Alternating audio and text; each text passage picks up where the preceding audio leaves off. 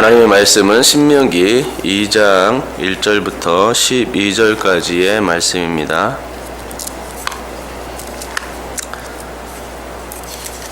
신명기 2장 1절부터 12절까지 말씀을 보겠습니다. 교독해서 1절부터 12절까지 읽습니다. 제가 먼저 읽습니다. 우리가 방향을 돌려 여호와께서 내게 명령하신 대로 홍해 길로 광야에 들어가서 여러 날 동안 세일산을 두루 다녔더니 너희가 이 산을 두루 다닌 지 오래니 돌이켜 북으로 나아가라.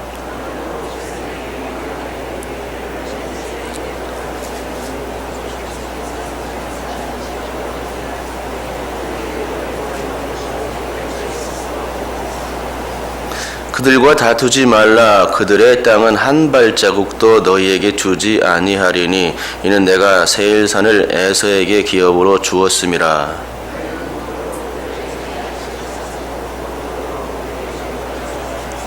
내 하나님 여호와께서 내가 하는 모든 일에 내게 복을 주시고 내가 이 큰 광야에 두루 다님을 알고 내 하나님 여호와께서 이 40년 동안을 너와 함께 하셨으므로 내게 부족함이 없었느니라 하시기로.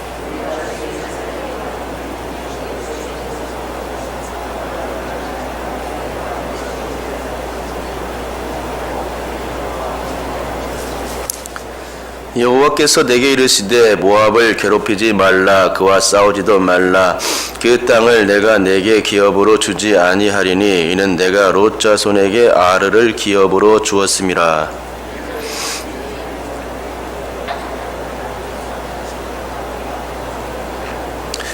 그들을 아낙 족속과 같이 르바임이라 불렀으나 모압 사람은 그들을 에밈이라 불렀으며 우리 사람도 세일에 거주하였는데 에서의 자손이 그들을 멸하고 그 땅에 거주하였으니 이스라엘이 여호와께서 주신 기업의 땅에서 행한 것과 같았느니라. 아멘. 보통 승승장구한다는 의미를 나타낼 때에 오르막길에 비유하고 추락의 의미를 내리막길에 비유할 때가 있습니다. 당연한 일입니다. 인생이란 항상 올라가기만 하는 것이 아니라 내려갈 때도 분명히 있기 때문입니다. 승승장구할 때가 있는가 하면 추락할 때가 반드시 있다는 것이지요. 오르막길이 있으면 내리막길도 반드시 존재한다는 것입니다. 그래서 오늘 설교는 방금 말씀드린 것처럼 오르막길과 내리막길에 관한 이야기입니다. 정확히 말씀드리자면 내리막길에 있다가 반전하여서 오르막길을 막 오르려 할 때에 그런 이야기라고 할 수 있습니다. 그러면 이게 무슨 이야기인가? 바로 신명기 2장 1절과 3절에 관한 이야기입니다. 먼저 우리 다 같이 1절을 같이 한번 읽어보겠습니다. 1절 읽습니다. 시작. 우리가 방향을 돌려 여호와께서 내게 명령하신 대로 홍해길로 광야에 들어가서 여러 날 동안 세일산을 두루 다녔더니. 아멘. 1절 말씀은 바로 내리막길에 관한 이야기입니다. 이스라엘 백성들은 가나안 정복에 실패하고 불순종 때문이었죠. 그래서 가나안 정복에 실패하고 하나님을 거역했는데 하나님은 그때 가나안 정탐 40일을 하루를 1년으로 잡아서 40년 동안 광야에서 보내게 하는 그런 명령을 내리셨습니다. 일종의 심판이죠. 그래서 이 기간은 이스라엘에게 있어서 슬픔의 기간이요 심판의 기간이라고 말할 수 있는 것입니다. 이스라엘은 불순종의 죄로 광야에 이렇게 거해야만 하게 되었고 불순종했던 바로 그곳 본문에는 세일산이라고 나와 있는데 달리 말하면 가데스 바네의 지역을 전전긍긍하며 40년 동안을 버텨내야만 했다는 것입니다. 그러니까 1절 말씀은 그 내리막길에 관한 이야기라고 할 수 있겠죠. 하나님은 가나안 정탐 40일을 1년으로 41년을 계산하여 40년 동안 가데스 바네 지역에서 거하게 하셨는데 이 거역의 세대인 출애굽 1세대들을 그곳 광야에서 죽게 했던 것입니다. 그러니 광야 40년은 아주 쓰라린 아픔의 그런 기간이요. 또 광야가 그들의 매장지였기 때문에 가데스는 슬픔과 애도의 장소였습니다. 하지만 때가 무르익어서 드디어 40년의 그런 광야 세월이 훌쩍 지나갔고 이스라엘은 광야에서 이제 출애굽 1세대가 완전히 사라지게 되었습니다. 이렇게 사라지자 슬픔의 날이 드디어 기쁨의 날로 대전환을 이루는 시점을 이 전환의 날을 맞게 되는 것입니다. 그 전환점을 기록한 것이 바로 3절이죠. 우리 3절을 같이 읽어보겠습니다. 읽습니다. 시작. 너희가 이 산을 두루 다닌 지 오래니 돌이켜 북으로 나아가라. 아멘. 이게 오르막길에 관한 이야기입니다. 다시금 하나님의 명령이 떨어진 것입니다. 너희가 세일산을 두루 다닌 지 오래되었다. 그러니 이제는 북으로 나아가라. 북으로 나아가라는 의미는 이제 가나안 땅을 점령할 때가 되었으니 이제 올라가라 하는 그런 뜻입니다. 하나님의 말씀, 하나님의 명령이 이제 드디어 떨어진 것입니다. 이제 가나안 땅을 점령할 기회가 이스라엘에게 온 것이죠. 그동안은 패배 인생으로 광야 40년 동안 이 광야에서만 거주했는데 이제 그렇지 않고 하나님의 명령에 의해서 새로운 시대를 맞이하게 되는 그런 전환점을 누리고 있는 것입니다. 그러니까 이 3절은 여러 가지 의미를 내포하는데 그 중에 가장 큰 것은 무엇이냐? 쉽게 말해서 오르막길인 것이죠. 이제는 오르막길이다 이렇게 알려주는 것이 바로 이 3절 말씀입니다. 그동안 40년 정확히 말하자면 시내산 기간을 뺀 나머지 시내산 기간이 1년이었으니까 나머지 38년은 이스라엘에게 있어 한없는 추락을 내려가는 그런 추락의 길이었습니다. 내리막길이었죠.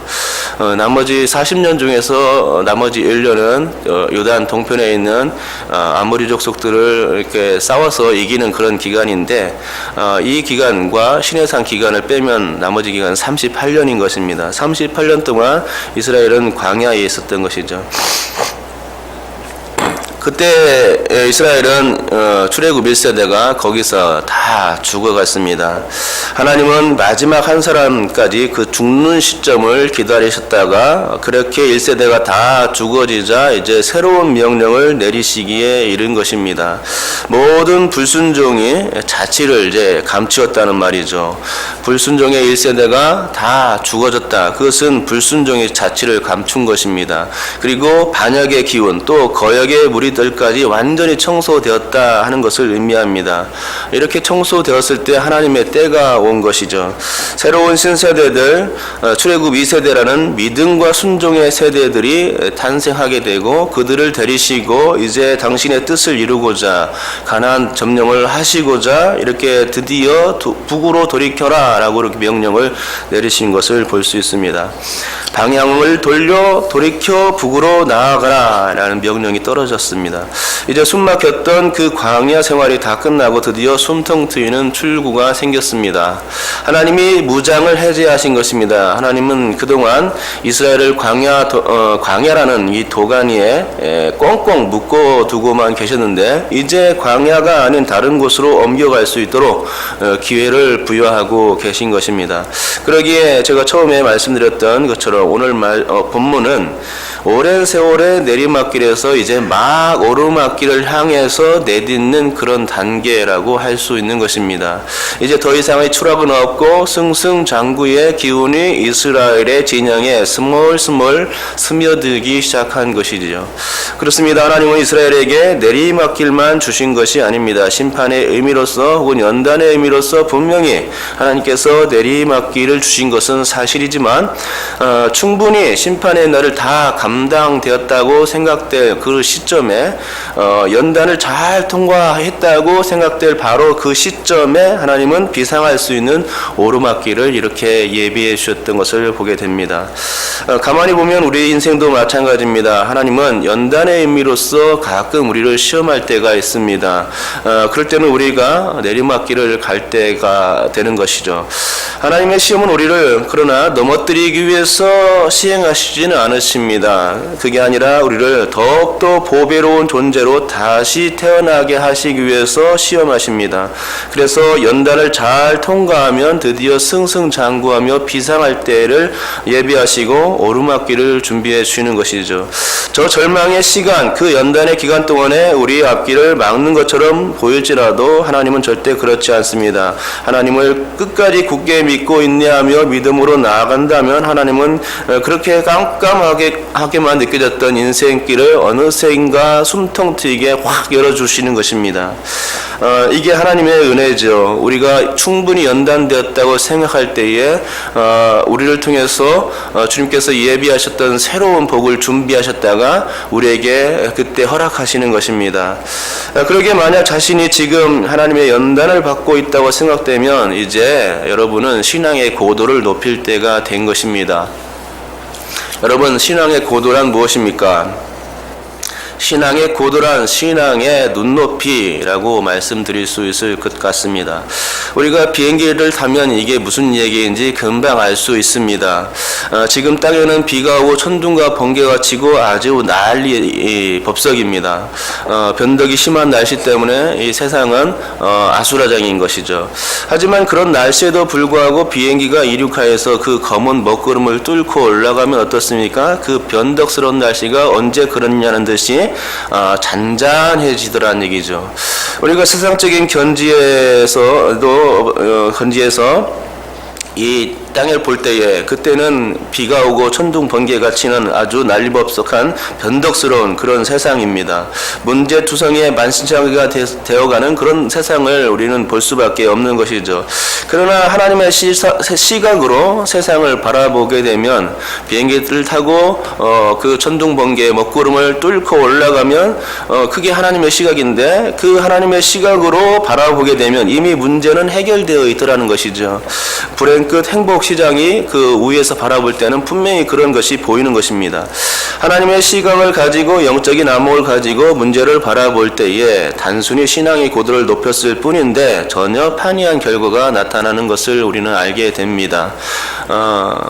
그러므로 여러분, 이러한 영적 관점으로 세상과 문제를 바라보실 수 있기를 축복합니다.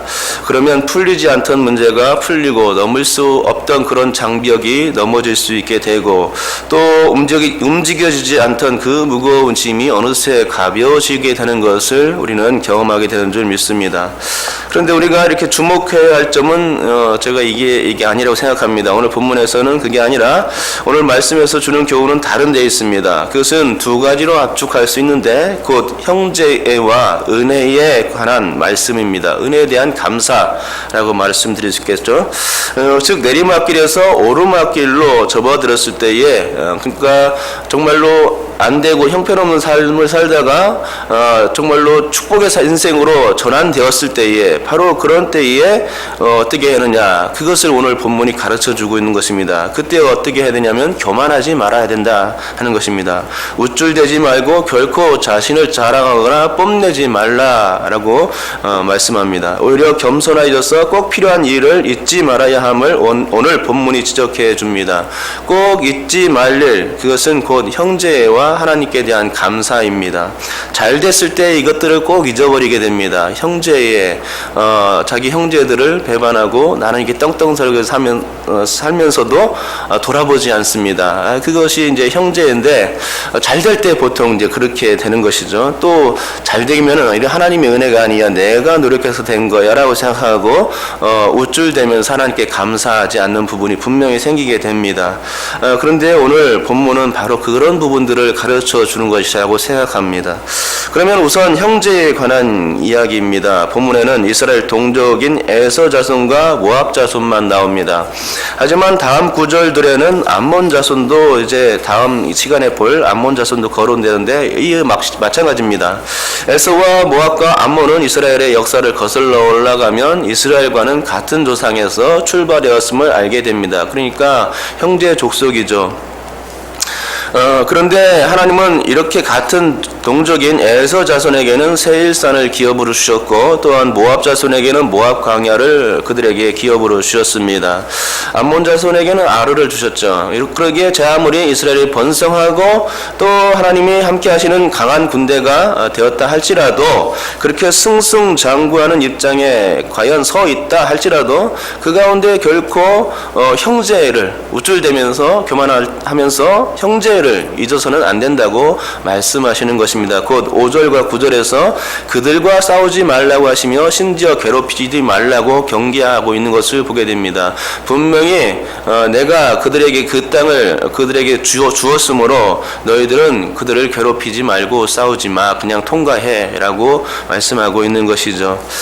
잘 될 때에 형제를 잊지 말라 하는 것을 볼 수 있습니다.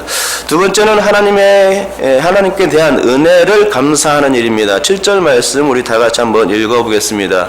읽습니다. 시작. 내 하나님 여호와께서 내가 하는 모든 일에 내게 복을 주시고 내가 이 큰 광야에 두루 다님을 알고 내 하나님 여호와께서 이 40년 동안을 너와 함께 하셨으므로 내게 부족함이 없었느니라 하시기로. 아멘. 이게 이제 감사 부분이죠. 어떤 일이 계속 잘 안 되다가 갑자기 잘 되어서 거부가 되었다고 칩시다. 그때에 우리가 제일 먼저 해야 할 일이 있다면 무엇이겠습니까? 성도는 그때 하나님께 감사하는 일입니다. 하나님의 은혜를 잊지 않는 일입니다. 이것이 제일 먼저 해야 하는 일입니다.